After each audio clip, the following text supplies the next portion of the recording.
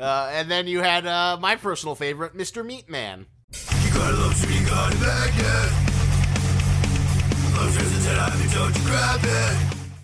Welcome to Lobster Magnet and Friends. I'm here with my buddy Goro. Hey, what's up? And we are here to talk about My Hero Academia, episode 9 through 22. Why all? How am I gonna remember everything? We're not. That We're happened? gonna do this very, very broadly. You know, we're not gonna go into like by episode. You know, blame Friendly Friend Girl. She's the one who took you away from like your real love of Frog Girl. No, Invisible Girl. Invisible Girl. Yeah. But now Friendly Friend Girl's off in London, while I'm here, and I could claim you for my own for talking Animu fun time. So Yeah. let's reflect. So we'll start this piece by piece. What do you think of the Hideout raid arc? The big All Might versus All for One.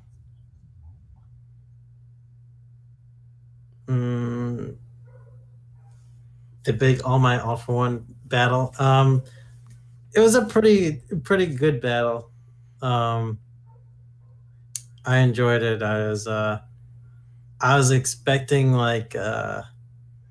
Actually, I don't know what I was expecting, really. It's like, it was a really much shorter fight than I imagined, actually. Yeah, it wasn't super long. Like, My Hero arcs definitely tend to be pretty speedy, but, you know, in terms of, like, you know, oh my god, this is the ultimate good guy versus the ultimate bad guy, and All Might losing his powers and forced to, like, confront public, you know, it was the big moment that I've been looking forward to seeing animated, and it lived up to everything it needed to be. Yeah, and you know, it's a very pivotal point in the series where, you know, All Might, you know, has this huge climactic moment. You just like beats the biggest bad guy he could possibly be, and then he's all spent, all done. I think the moment that really sells it to me is when you see like his naked image like hovering over the dying fire. Oh yeah, I love that so much. That detail, that just really sells it home. Yeah, it's a pretty symbolic message and everything. I was I don't know. This is a bit interesting, going a little bit into his past too, with his prior teacher. You know. And I would have liked to see a little bit more of that. Don't how All Might became All Might. We all? Wouldn't that be great if instead of like mostly filler bullshit, if like all the stories we want to see actually got turned into movies? Yeah, like if it was just like, you know, flashback episodes of, you know, All Might's past with his teacher. Well, because like later on, and you get a little taste of that. They like kind of push the whole like, you know, there are multiple generations of All for All, and who've transcended throughout the ages. And you know, I'm always a sucker for that generation shit when it comes to like shit like Naruto or One Piece. Whenever you, but not JoJo's Bizarre Adventure. Hey, I've watched more JoJo than you. I've seen all the parts. What you have? You've watched it all already? I watched Diamond Unbreakable as it was airing. Better get caught up, Goro. Soon enough, Part 5 is going to start airing in Japan. The highly anticipated Vento Ore, something or another, a golden experience. There's also, I hear, a female JoJo. She's is Part that right? 6. Oh, snap. Okay. And then Part 7 is the paraplegic guy who rides a horse. I can't wait for that. Because I heard, I saw there's this whole YouTube compilation of like, watch every single JoJo intro, but without any pictures of muscly men, and it's like it's like a 2-minute long thing. It's just like, well, who knows? Maybe we'll do a separate video for JoJo, and we'll just talk about each part. I'm sure people would love that. But let's get back to My Hero. Let's stay focused.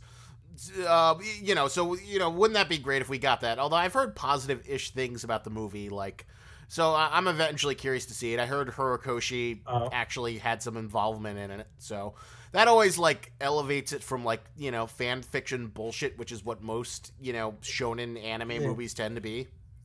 Yeah, but the Bleach guy had some involvement in some Bleach No, I don't movie know. I don't think he well, did. right? Did we ever watch those?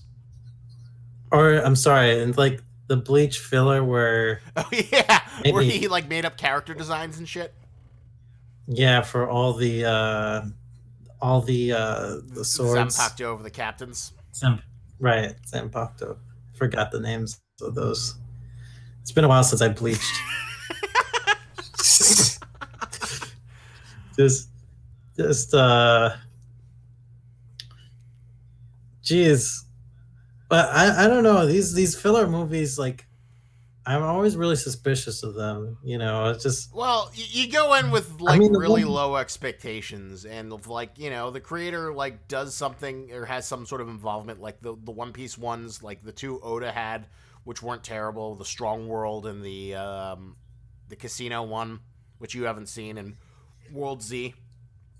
Versus like because when you break it down to like the bog standard formula, it's always like, I'm generic villain guy. I believe in being mean to other people. Oh no, I'm Deku. I'm gonna hit the villain guy. I'm gonna do the signature attack. I'm gonna rise again. Smash. Gomu Gomu, no, something or another. Yeah, take that. I'm United States of Smash. Rise again. Gomu Gomu. And it always boils down to that. And then there's like the movie only character who like feels really down about themselves, but then through their introduction of the Straw Hats or Deku or the Konoha Leaf Village ninjas, learns to appreciate themselves and feel good, and then they're happy, and it's always boring as shit. Wait, so are you just saying that's what happens in every filler movie? And every sort of like shonen movie filler thingy. Yeah, I don't feel too satisfied about the filler movies at all, because they just don't connect with the major big story. No, they just sort of like he hears like all the cool shit you like, but I don't know. There's one neat thing I heard that they put in the movie that was put in the movie that was with Horikoshi's involvement. That there's like a big scene where like All Might and Deku, they do like a dual smash attack. Something that you'll never, ever see in the series or the manga anymore. Oh, because All Might's ran out of power? Exactly, because like the movie's supposed to take place before the third season. Ah, okay. Oh, so, it's kind of nice. That doesn't sound like it's getting you super excited. I mean, the creator didn't intend for a story like that, so I don't feel it's a movie worth watching if it's not intended by the creators like major story ideas. Well, yeah, then it just feels like basically really expensive fan fiction. Exactly. But who knows? Funimation might do like a limited release, so maybe we'll go see it together in the city or something when it eventually hits the United States shores. But so let's get back to the so we had the Hideout raid arc. That was great. You enjoyed that. Friendly Friend Girl, despite trying to pretend to be a little edgelord, seemed to enjoy that from what you told me. Which episode was that? That was like 9-10. That was like the Hideout raid. Oh yeah. She was like, oh, she's expecting death. She expects like violence and stuff, but at the same time she doesn't like real life violence. She doesn't like non-cartoon violence, I guess. Well, maybe you should watch Devilman Crybaby and see how she likes that. I assume that there's probably an edgier series that I could probably like dig around and find up, but like in terms of like the most shocking avant-garde content that's easily accessible, that's like the best I can come up with. Yeah, Devilman Crybaby seems like the perfect series for her. Yeah, you should try that. Well, anyway, away from Friendly Friend Girl, what did you think of the post All Might Fall transition arc? With like going into the dormitory, showing off their dorm rooms, all that fun stuff. Showing up the dorms. Was that before the villains crew? Yeah, that was afterwards. Wait, Right. what sequence of events are you trying to remember here? The villains raid was that, yeah, that was That's before before. Moonlight. That's before. Yeah, Yeah. the dorm room is a direct fallout because the villains raid is because of the. They go to dorm rooms Yeah, because of the villains. yeah, the dorm room things is just kind of like nothing. It was like Fuck nothing you. Fuck episodes. you. I am complete. I It's- think you're 100% wrong about that. uh, what's so important about the dorm Oh, rooms? It's oh, just oh, okay, like, okay. we're gonna be living together in Number dorm one, the dorm rooms. room sets several things. Like it's not like from a story sense very important, but number one, it's the perfect sort of like tonal palette cleanser from the rather dark hideout arc. The whole idea is that like they're super depressed. Aizawa says that like I would have expelled you all because you were all complicit in going out and using your quirks to try and save Deku, and you went against the law. You don't have your licenses, but because it's an extreme circumstance, that's the only reason why all of you aren't being expelled right now. So they're all really depressed. They're all really moody. The symbol of peace is gone. So whatchamacallit, them moving into the dorms is a nice lighthearted break from that. And it also lets the characters explore themselves, which, Horikoshi's not been, like, very good at giving all the little side characters in 1A, like, time to... And it gets to show them off by showing how they decorate their dorms. Okay, that's a fair point. I could see that. It's just cute, it's lighthearted, it's fun, you get to explore another side of the other characters, and then you also have like a sense of Class 1A, like even coming together as a unit even more in the sense that now that they live with each other versus like, only, interacting with each other in classes. And even in class, they have like certain cliques where, Midoriya goes to hang out with Ochika and Ida, and they're like separate from the other people. And, it helps like sort of build their internal bonds a little bit more now that they're like living with each other. Not to mention the great scene where like Midoriya's mom's like, you know what? I don't want my son to be brutalized horribly on national television. Can we not do the hero thing?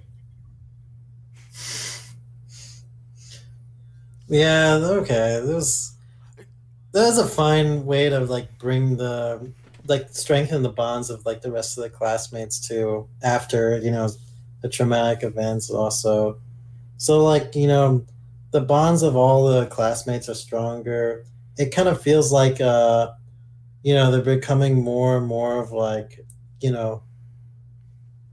better nakama. Yeah, they're becoming better nakama by living with each other. As the little inside book jacket of the last Harry Potter book famously read, fighting, flirting, and falling in love. Fighting, flirting, and falling in love. What? Yeah, that was like in the inside book jacket of like Harry Potter. They like described like, oh, the Hogwarts students are fighting, flirting, and falling in love. Okay. Uh, Yeah, I guess that's what's happening in UA. Like, it did kind of remind me of Harry Potter a little bit at one point. Well, with like the provisional license exam. So yeah, now we're gonna get into like the next big arc after the like summer camp excursion, the hideout raid arc, and this is the provisional hero license. So Goro, what do you think of this entire arc now that we've seen it run to its conclusion? It's a good arc. Good tournament arc. It feels like another tournament arc. But it's not really. Well, I guess the initial part is kind of tournament-esque, but like, I wouldn't call it a tournament arc though. Really, it feels very tournament arc. But because like to me. it's a grand battle royale with the balls throwing, but it's not like one-on-one fights mostly. It's kind of like this grand melee, and there's a lot of like group dynamics in terms of like seeing them all work in a group, and that sort of like goes to sell the fact that they same thing happened in the Chunin exam to some extent. Fuck you, no. The groups of ninjas had to stick together to fight other groups of ninjas. I guess you could argue that like Yeah, I guess that's similar. I don't know. I still felt like this felt a little different enough. Like it felt more different than the whatchamacallit, the fucking UA Sports Festival, which to me felt like the most blatantly Chunin examining arc. Uh, yeah, that one felt very blatantly tuning exam, but this one was like very subtly tournament This one Arcus. felt like more better ingrained in the universe in terms of like, oh, this is a Oh, that's true. it felt like more like ingrained to hero work in the sense that like I mean the first part is just like a melee and it's just like an excuse, but then the second part with the like search and rescue and the defending against the villain, that felt like legitimately hero-y. Yeah, that's true. But yeah, I guess you're right. It's like a little bit different than like a regular standard tournament arc. It was like a testing grounds to test them out, I suppose. Simulated space of and what do you think of the introduction of Shinketsuki High, the rival school with Super M Bison Airman? Um, he's kind of annoying. Come on, don't you love his hot bloodedness? I don't know. I have a soft spot for him just because I think he is like one of the most badass costumes. Yeah, he kind of reminds me of like a mix between M Bison and uh, Utis. How do you pronounce his name? Kid from One Piece. Um, one of the supernovas. Oh, He has like the big ass arm glove. Eustace Kid. Yeah, and he kind of like wears the cloak as like a Yeah, cape. I think that's a fair comparison. Although I'd say Inasa is like, or, M Bison, Air M Bison is like a little bit more steampunky.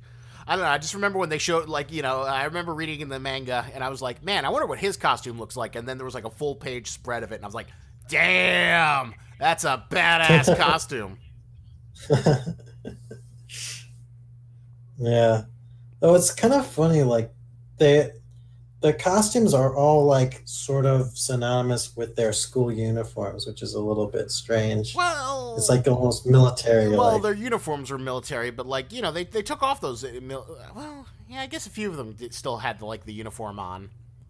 But you got to see here other hero schools, and then you had like the douche, what you call it, the earthquake guy, and then He looked almost exactly like Deku. and then yeah, he did. He's like taller Deku, slightly more Yeah. muscular Deku. And then you had my personal favorite, Mr. Meatman. Mr. Meatman. This is his power was very is very interesting. I liked him because like it's funny. Like all of if you go on YouTube, you'll find like a billion videos like blah blah blah quirk explain, and I'm like most of these superpowers are not fucking that interesting. You don't need to explain it. Todoroki shoots fire and ice. That's fucking it. That's it. These are not super imaginative powers. You don't need 6 minutes to explain why a guy has a fucking tail. He has a tail. That's all there is to it. But like for like Mr. Meat Guy, that feels a little bit more inventive to me. Like oh, you're being a little more creative there. Oh, that's kind of gross but cool and neat. And he transforms other people and he can shoot his arms off in like little disgusting pieces. I like that. It's a fun power. Yeah. Now that I think about it, thinking of like some of the bad superpowers, like what is everyone got like a super move, right? Like Supposedly that was like the whole thing that they were training their super move. Oh God, I almost forgot. What?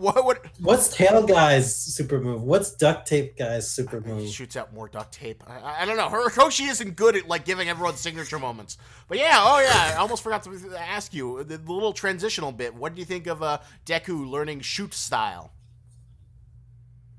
That was pretty clever. Like after he destroyed his arms, like I was thinking to myself, wow, he just keeps on destroying himself more and more. It's like, maybe the series doesn't really take injuries like that seriously.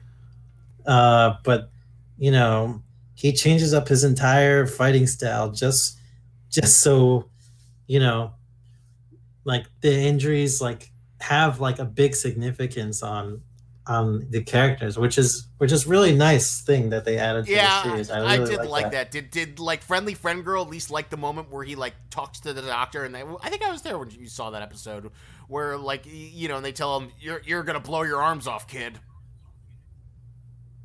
Mm, I think she kind of like saw little bits of it and then like walked Yeah, away. I I know her think attention started to wane after like yeah. after the hideout raid arc, or maybe even during it. Yeah, I think she hasn't been fully ingrained in like anime Yeah, yet. sadly, it But went. she's just got like a little bit curious, and she got she saw the series mostly out of context from the very beginning, and like this we watched the beginning of the third season. Yeah, that was my. I thought the series was like simple enough that she could like pick up on it pretty easily, and she mostly kind of did, but she didn't really have the emotional investment of the All Might Deku relationship.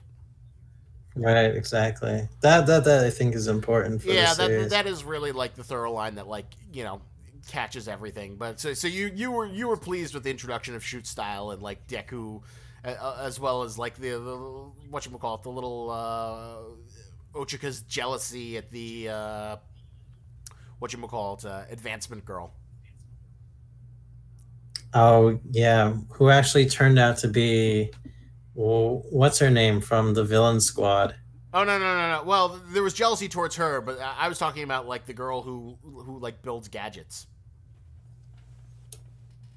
Oh, was there jealousy? Yeah, there's a whole I scene thought where it was like probably the most explicitly fan servicey scene aside from the outfits, where she like blows out of the room and then she like falls in Deku, and then there's like a shot of her like cleavage pressed up against her, and then Ochiko's like boobs, no.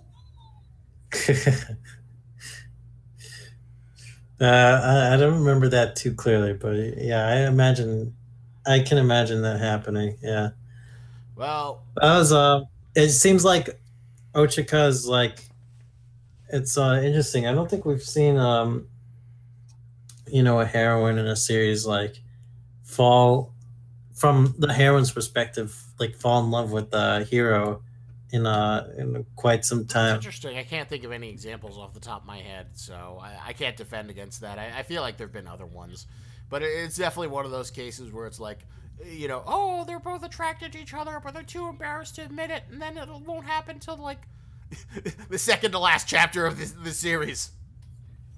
Yeah, yeah, exactly. It's like oh, I wonder if it'll be anything like Bakuman, where it's like, not until our dreams are met, then we can we can finally like we can finally we can kiss and kiss. date. God, I love Oh, that series, and but get married. that was like the dumbest premise to like build something around. It's like, now let's get married after our dreams come true. This looks like completely skip the dating Yeah. part. Well, they dated via Just- text message and non-contact. so it's so romantic. The no touching, no seeing each other relationship and focusing on your Yeah. careers. Oh yeah, that's how Japan goes. No babies for you until you succeed and can buy a Ferrari. Yeah, that's pretty extreme, but it's like, it, it did have some emotional impacts. I I think really it's want like, to know here from like the Shonen Jump editorial board, like what their rule on romance is. If it's like, they just don't allow it. I mean, I tried to get to the answers with my investigative journalism and not Shonen Jump, but whatchamacallit, Kodansha's comics. but it does happen at times. It's just not. It doesn't. I don't think it's shonen really that does it. Well, Is it, like, shoujo's different more. genre? It's more important, relationship dynamics in shoujo manga, and shonen features it just by virtue of like, shonen manga has to have an attractive heroine, and of course they have like feelings for the main character. The main character has feelings for them, so there's a light air of sexual tension that pervades throughout the series. Because, yeah, now that I think about it, Bleach did something similar where Ichigo was pretty much asexual for the entire series, but Orihime is like, oh, I want Ichigo to love me. Why won't he see me? Oh, yeah. I thought you were going to say they pulled something like a Dragon Ball Z where all of a sudden he has a kid with Orihime. Well, they did kind of do that with the last chapter. Yeah. That was the sort of like epilogue we always expect, where there's like a time jump, and then we see which couples there are and who made little babies. Right. Renji and Rukia, right?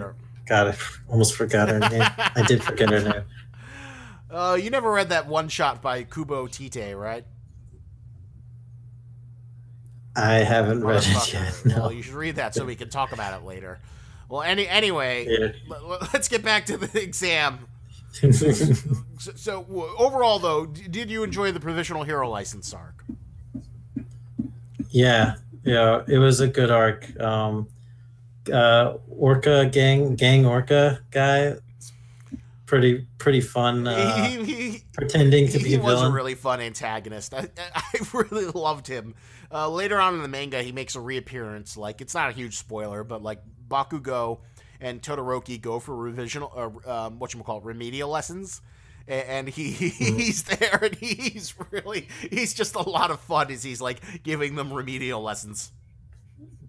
Okay. He's kind of like become one of my, like, a side character that I really enjoy. It's also fun that he's like a dead character designed from his series about the zoo that he like brought back to life. Oh, really? He was funny. Like a villain from Omodaki Zoo, or however the hell you pronounce it, and he just reused the design. He just reuses his design as a hero. It's funny because they said he looks the most like a villain. Well, he is a good villainous design despite being an orca, but he was a lot of fun. I loved, like, because on the surface his power seems kind of stupid. He's an orca. He can do whatever an orca can. Okay, but then he does the Sonic thing, and what did you think about the big moment where Todoroki's big drama, which I'm very curious to see. Did you think that worked, or did you think it was kind of stupid? Oh, that, like, the drama between Todoroki and the Wind guy, it didn't feel like it quite worked that well. It is very weak. The whole idea, it's really dumb for, like, the Wind guy to be like, I don't like your eyes. Fuck you. Yeah. Yeah, like the whole thing about the Endeavor rejecting his, like, signing his autograph, like, that's like a really poor excuse, to be that angry at Todoroki. It's like, and not try and cooperate with him. It's like, maybe it'd just be like kind of like a subtle, like, meh. Yeah, and it is definitely one of the weaker moments of the of the writing in general in My Hero. Yeah, I didn't really like it that much. I felt like they just tried to throw in some drama just for the hell of it, to be honest. It's like where it probably wasn't even that necessary. Well, it is kind of fun and interesting that, like, technically two of the most powerful guys in the class failed the Provisional Hero License, exam, while everyone else, passes. That, I think, is a strong... Three if you include the Wind guy. Yeah, well, true. But I'm not including him just because he's, like, part of class, the other school. Right. But, like, the two, like, guys who are, like, the strongest people of Class 1A, both, like, don't get the exam license and kind of get taken down a peg. Yeah. Yeah, it's quite nice that there's, like, actual consequences, like, going on. But I do agree with you that, like, the reason that they fight is pretty weak. That, like, that's not the greatest backstory. That, like, oh, he didn't give me an autograph. He had cold, angry eyes. Yeah. It's, like, very weak. It's like, it doesn't make much sense. And all it took was Midori just saying, "What the hell are you doing? Stop it!" Yeah. To get them to snap out of it. and like develop his characters. It's kind of like it was not the it was not very strong. yeah, because like to, I mean, I really do love My Hero Academia. I do think it's a great series. I think I'm so happy that it's like, you know, the number 2. It's like going strong. But there are definitely parts where I feel like Horikoshi, like, you know, bumps up against a wall of his weaknesses as a creator, and like this was definitely one of them. Yeah, I mean, to be honest, it didn't bother me that much. It was just weaker than everything else we've seen so far. But I did like them being like paralyzed and then uniting their flames, and I think Bones, of course, did a great job animating that. Oh yeah. That part where they finally cooperated together, it was it was a good moment. It was like, you know, they make the whirlwind fire thing. That was pretty cool, trapping the orca dude. He's like, oh no, he's gonna get dry skin. He's an orca. Well, good thing I came prepared with a bottle of water. Yeah. So yeah, it was an okay arc. And then after that arc was over, Bakugo confronts Deku and reveals that he knows. Did you like All Might talking to whatchamacallit, All for One? Oh, that didn't even seem that necessary, to be honest. No, I remember in the comic, I was like really, in the manga, I was really excited. Oh my god, this is going to be incredible. Then when that actually happened, I was like, oh wow, that wasn't as cool as I thought it would be. Yeah, it was just kind of like them basically like not revealing much of anything to each other, and it's like, where is Todoroki? And he's like, I don't know. Oh, you mean where's and the guy's like, what's happening out in the real world? And All Might's like, I can't tell you. The one thing I do like though about that little exchange is the sense that, like, you know, All for One is like, well, you know, I let my little teaching fledgling child out of the nest, so he's gonna grow and become more advanced than your protege, who's still being like coddled by you. Well, right. That's one video I want to make in the future. I'm probably going to save it for like the next My Hero month next year when the 4th season kicks off.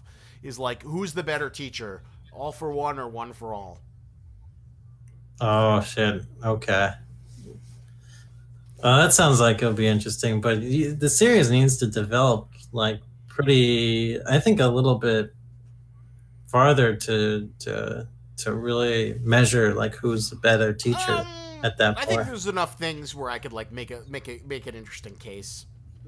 There's enough evidence. I mean, I wish I got more time with like All for One interacting with Shigaraki, but like just from what little we have, you know, of those cryptic scenes where he talks into the video screen, I have enough to like I could make something off of that. Yeah, okay, all right, seems fair. So, what would you rate the Hideout Raid arc? What number would you give it? The Hideout Raid arc. It was a good 8. What? It was a good 8. Why was it only an 8? That was at least a 9 or 9.4. That's like when all the shit hits the fan. Well, I don't know. It didn't have the same kind of like emotional impact. Probably because he's spoiled. You spoiled it. Yeah, I did. But still, seeing it in real time with music and Bones animation. Yeah, it was okay. It was kind of like a very dark. It was a dark fight, like very drab kind of like backgrounds, and the fight. The fight was well animated, just like, you know, the colors and the backgrounds were kind of drab. So it's a night fight. It's supposed to be dark, and it's like the hero of light, like being smashed to smithereens. Yeah. It was a good fight. It's just it wasn't the best fight that's happened in the series. The best fight is obviously Todoroki versus Midora. I remember there's some episodes of the Stain where they were almost as good as that one. No, not even close. The Medora versus Todoroki is the best fight of the series, hands down. I don't know. I think we'd have to like rewatch them back to back. All right, so let's move on to the transitional dorm room arc. Okay. What would you give that? Well, your argument about it convinced me that it was better than, it was a good transitional arc to like bring the Unite the class even better after, going through such tough times. I give it like a good 7.5. All right. 7. So what would you give the hero license exam arc? Hero the license provisional exam? license exam arc that we just finished. Yeah, that was fun. That was a fun arc. I was enjoying myself. Like Gang Orca is a lot of fun as a character. Like how he looks like a villain. I like the ball tag test thing. The rescuing missions were the rescuing part of it was pretty interesting, like how they were scored and everything, and how like all these details were taken very seriously and thought out very well by the mangaka whose name I always forget. But yeah, overall I give it like this was a solid 8.5. I'm surprised you like you rated it higher than the Hideout raid arc. And this past episode that we just saw today, what did you rate that? With Bakugo learning the truth and him having his final Naruto versus Sasuke confrontation with Deku.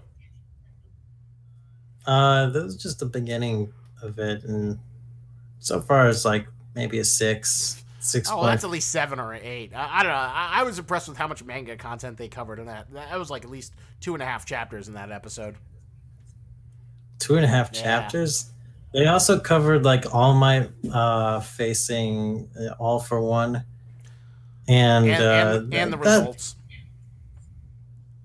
And the results, and the reveal that whatchamacallit, the next naked girl is actually Vampire Girl, brum, brum, brum, and she has some blood from Deku, brum, brum, brum. Okay, well that was a neat twist. That was probably like the best thing about the episode. The villains got a piece, like a little bit of Deku's blood. They're probably going to sabotage his character somehow. I don't know how yet, but it's very interesting. Like what's going to happen as a result of that? What happened to the other girl who, whatever, wherever she went? We'll have to wait and see. And yeah, but besides that, that was like the most interesting thing that happened. Well, next week we're hopefully going to get another animated fight is like Deku 2.0 versus Bakugo. And I think we've only got like 3 more episodes this season. Well, I believe it. Because this has been a lot covered so far. Yeah, I'm really curious to see where they end it. I have an idea of where I think they're going to end it. On which chapter, because they're mixing up the order and how they were originally published a little bit to I guess, like suit the tone that they want for. But there's a really good ending point, and I think that's where it's going to, end on. They're mixing up the timelines? Yeah, because like the Bakugo Deku fight happens. There's this chapter that I'm talking about, which is like 115, and we'll talk about it when you eventually see it animated. And that's probably what they're going to end on. And technically, that Bakugo versus Deku happens after that chapter. Oh, But Okay. like, by having them not happen, it's sort of like how in the anime, in the manga, Deku and All Might with Bakugo fight first, and then like everyone else's fights happen. Versus in the anime where they had to build up to that and they showed all the other shittier fights before the main event.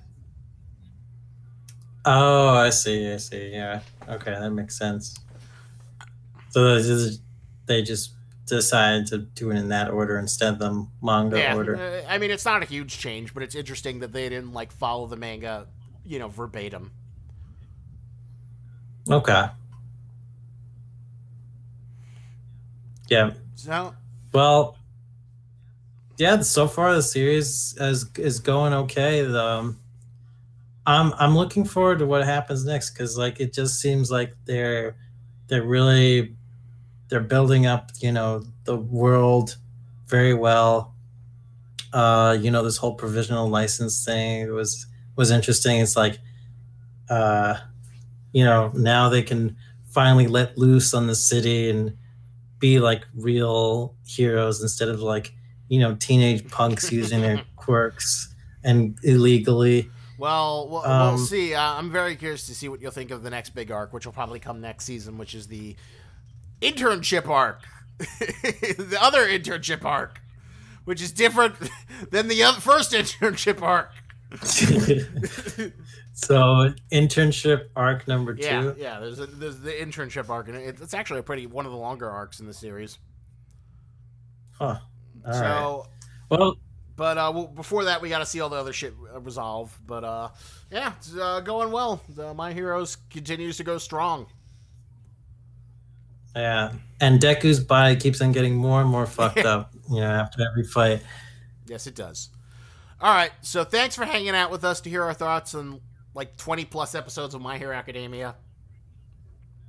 Yep, no Condensed problem. down. And thank you for hanging out with us. And remember, lobsters are tennis, but don't you grab it.